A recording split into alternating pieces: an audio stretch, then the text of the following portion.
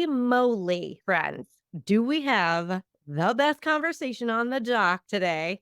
On the dock? On the docket. Doesn't matter. See, I'm too excited to even think straight. I'm Kirsten, your decision coach, and today we are continuing our series exploring and breaking down this decision making paradigm of I'll think about it and decide later. I'm calling this a series on some fundamentals of decision making because we are talking about things that can impact how you approach every single choice in your life.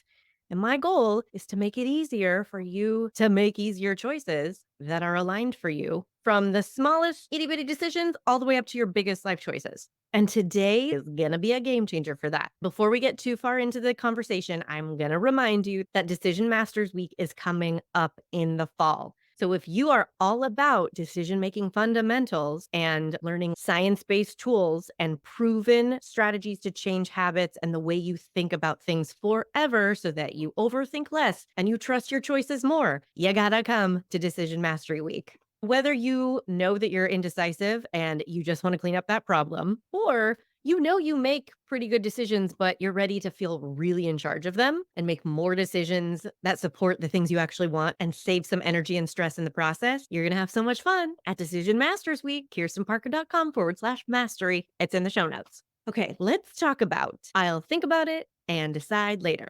A question that has always proved more useful than uncomfortable, although it is usually both when I ask it, is my response to people when they say, I don't know, I need to think about that. I don't know my decision. I got to go think about it. Because my response is, how exactly are you going to think about it? The reason that this tends to be a little uncomfortable at first is because people have rarely thought about what they mean when they say, I need to think about that. And they feel a little caught. This is never my intention, but it is my intention to help you see your thinking more objectively and to particularly see where there are inefficiencies or incongruencies in your thinking. So I'm going to ask you to start paying attention to your habit around saying, I'll need to think about that. We often think we need to think about things, but we rarely decide how we want to make decisions. Oh, was that a mouthful? I know. That's why we got a whole episode to talk about this, you guys. I want you to think about the last decision you felt like you made really methodically, not laboriously, not like the hardest decision that you most recently made, but the one you felt the most methodical about. Normally, an example people can relate to is the decision of buying or leasing a car. This is a process that it makes a lot of sense for us to go through in kind of a methodical way because we typically have decided how we want to make that decision, which is a rarity in our lives. I'm generalizing here, but stay with me if this doesn't apply to you specifically. If you just go and buy cars willy nilly, then how fun for you. But generally speaking, when someone goes to purchase a car, they arrive at that decision through a set of mostly predetermined, sometimes discovered along the way criteria. They've decided what is important to me in making this decision, and they've decided it mostly in advance. Gas mileage, safety ratings, automatic tailgate.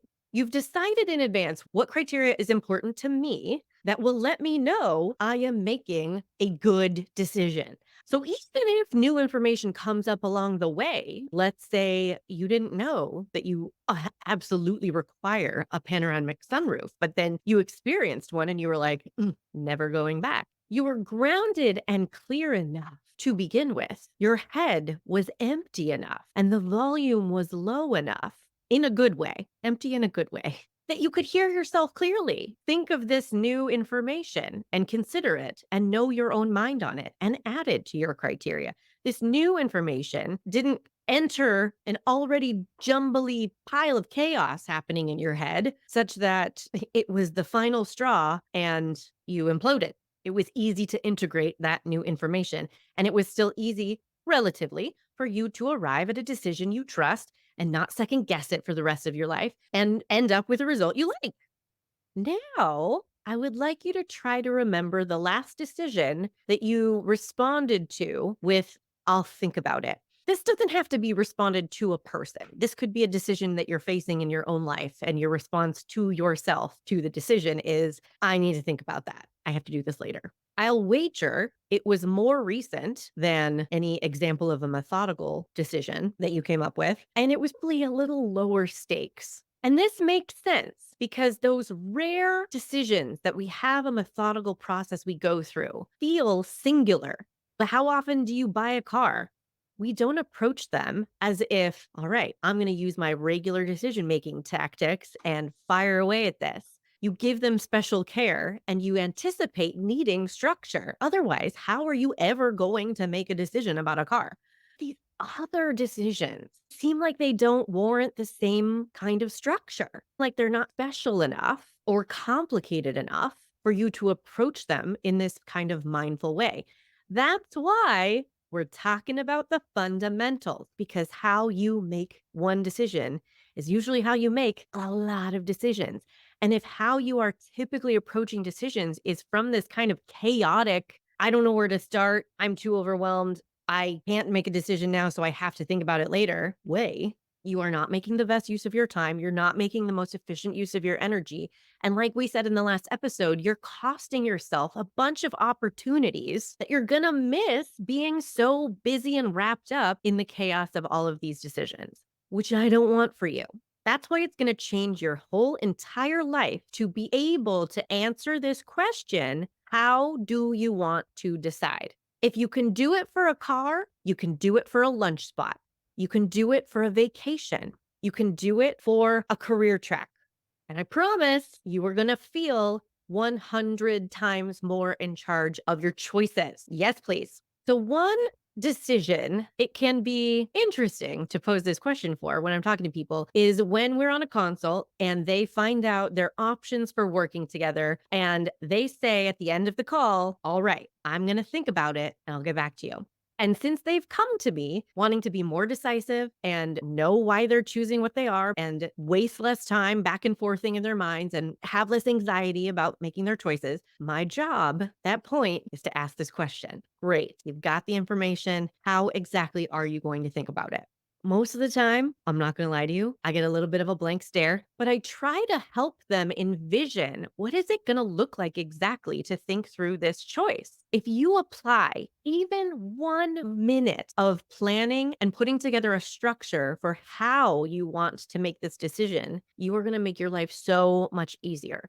Because what's the alternative? You say, all right, I'm going to think about it because of a lot of what we talked about last week, our instinct to avoid making a decision in the moment because of whatever fears and habits we have in place. But then you hang up, you probably go make dinner, and then the dogs need to go out. And then maybe you do a couple emails before bed, and then now it's bedtime, and then it's tomorrow. And then you get wrapped up in your day to day life. And oh my gosh, you forgot you said you were going to go to lunch with so and so. And do we have time for that? And now 6 days have gone by. When was the thinking? What was the thinking? Did it even happen? One of the unfortunate consequences of living in the default of I'll think about it later, when we don't have any kind of structure or plan in place, this is our experience. We kind of just throw stuff in the back seat and be like, I will totally get to that. This is important.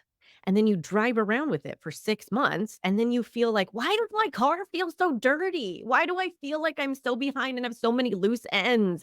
Why do I feel like I'm in the same position as I was 6 months ago? Oh, yeah, because I never got around to this decision because I didn't know how to make it. I didn't have a plan. I didn't know what I was going to think through.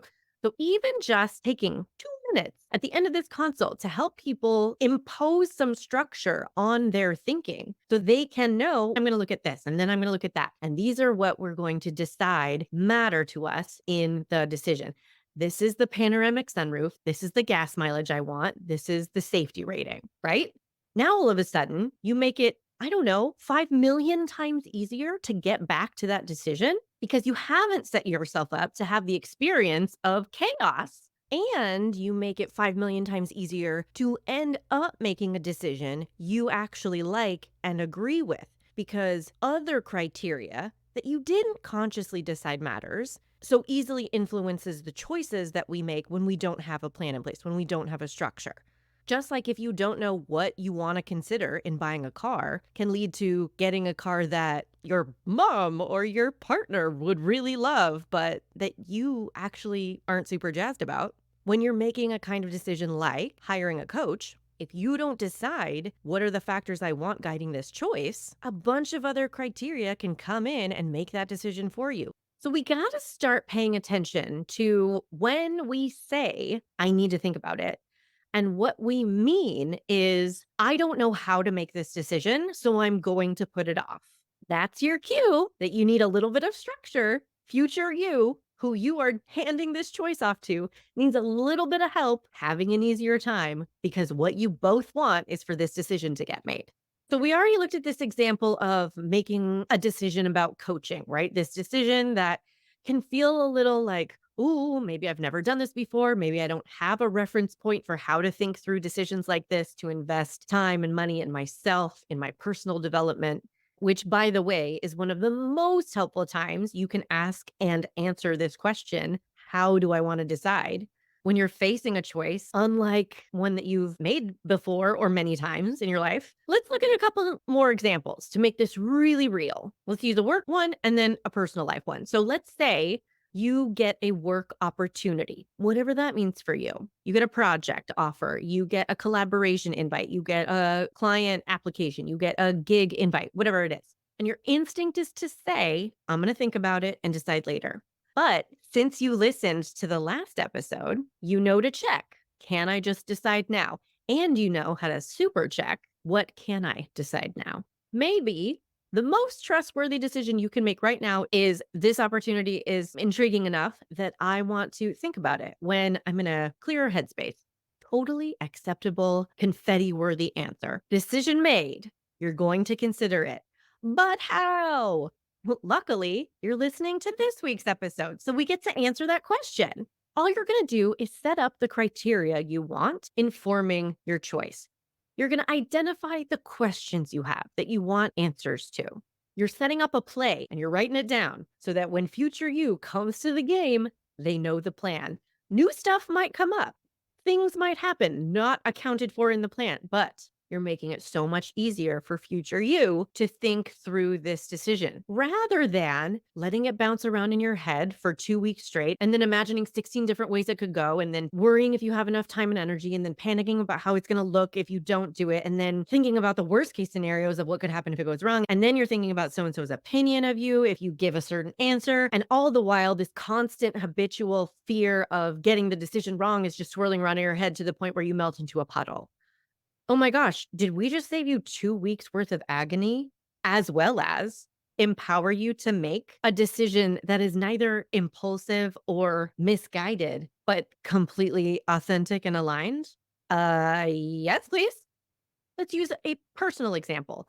Low stakes decision on paper.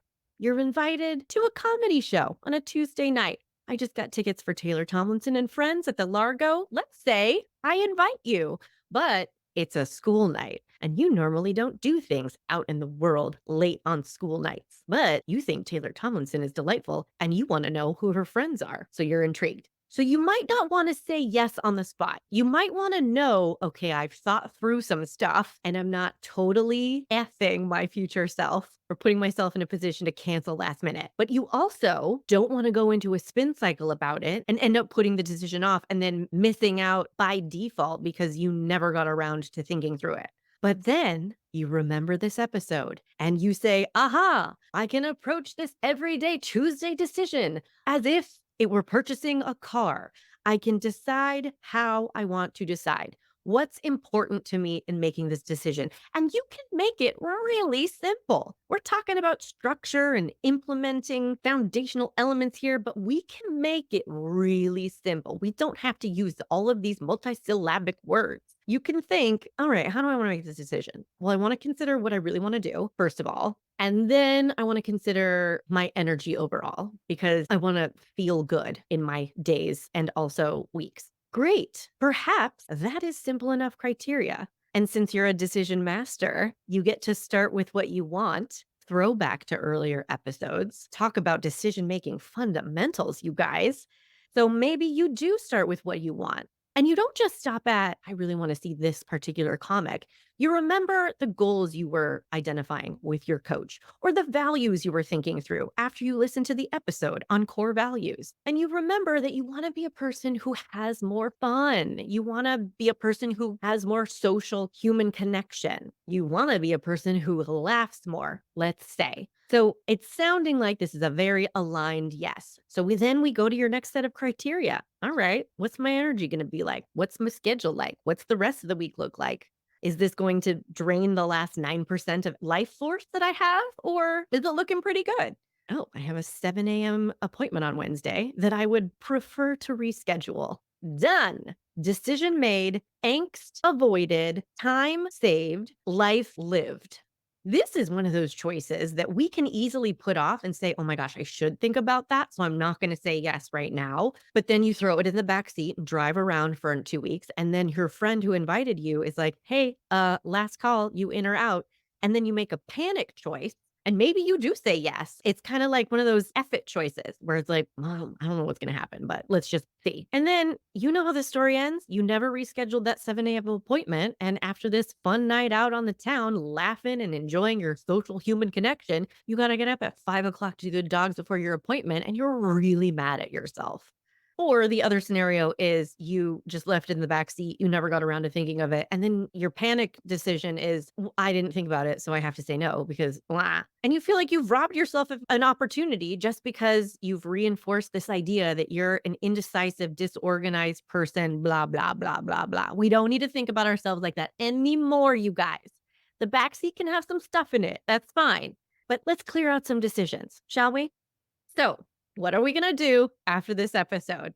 That's right. When we hear ourselves this week saying, I need to think about that, we're going to hold up, wait a minute. Do we need to think about it? We're going to remember last week's episode. We're going to just check. Wait, can I just decide now? And then we're going to double check. What can I decide now? And then we're going to use this week's episode to empower ourselves to decide how we want to decide. If we are delegating a choice to future us, if we are giving ourselves time and space to think through a decision or even marinate on one, sometimes you guys, the criteria for our decisions are really our feelings. We don't have to be exclusively cognitive machines about this stuff. You can give yourself time to think, you can give yourself time to feel, but you're not going to throw these decisions in the back seat and make it 40 million times harder for future you to get back to them and then know how to make them and know when their decision's done. You're going to start thinking about, how do I want to make this decision? What's important? How am I going to know when I have enough information? So good. I can't wait for you to try it. And if you really want to get good at it, you definitely need to get a ticket to Decision Masters Week. And if you really, really want to get good at all of this and solidify these habits and put these concepts and skills to practice with your real everyday choices and big life decisions, then the Decision Masters program is probably for you.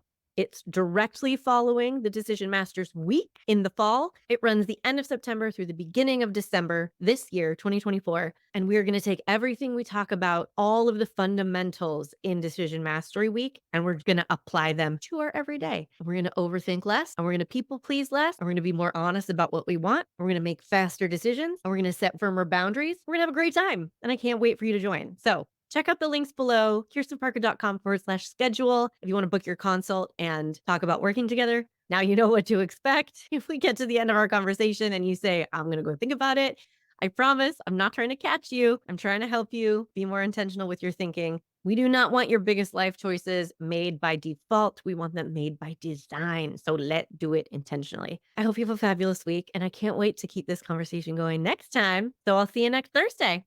Bye.